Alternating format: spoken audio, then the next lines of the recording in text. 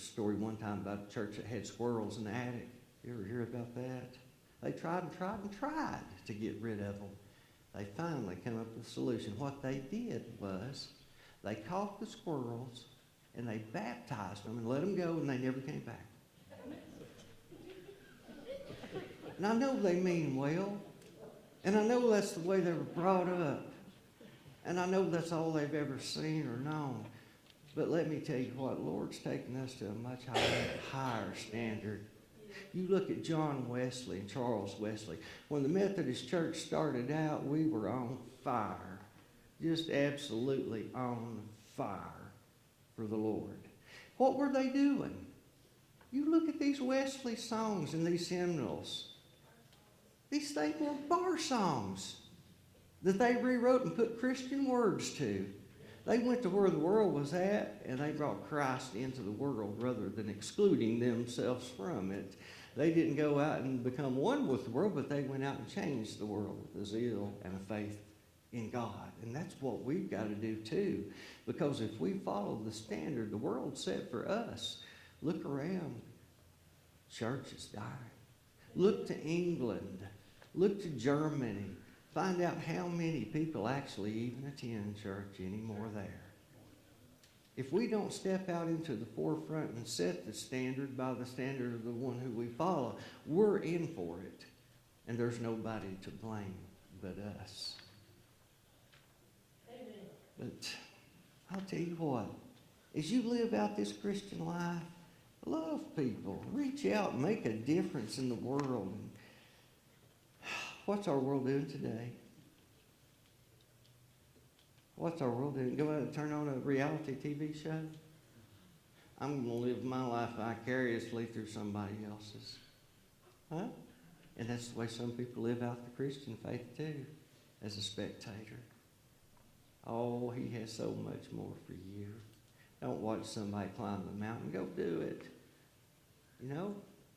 And our world is cheering over what the Kardashians named a baby, you know? Think about that. Whole world wants to know. They're cheering, turning that television on. Let me tell you what, you've got an audience that's cheering for you as well. It's not the world. They could care less what the name of the next baby, north, south, east, west, you name it.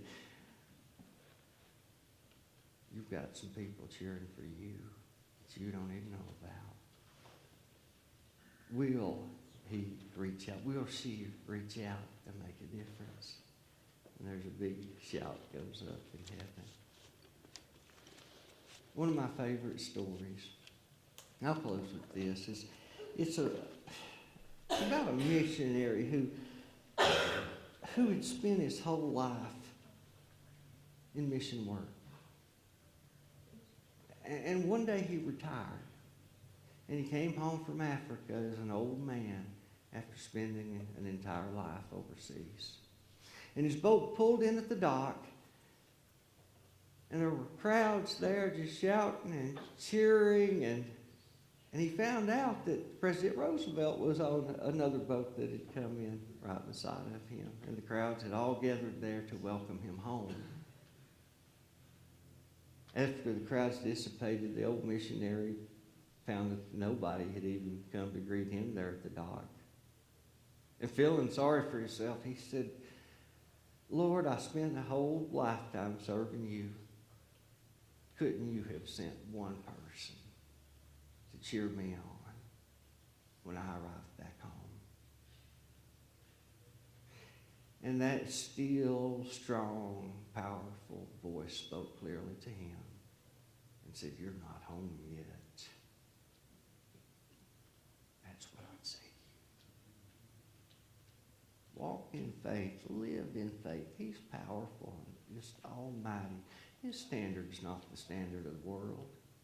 He'll put things in your heart. Don't think you have to walk to somebody else's drumbeat. Don't do that.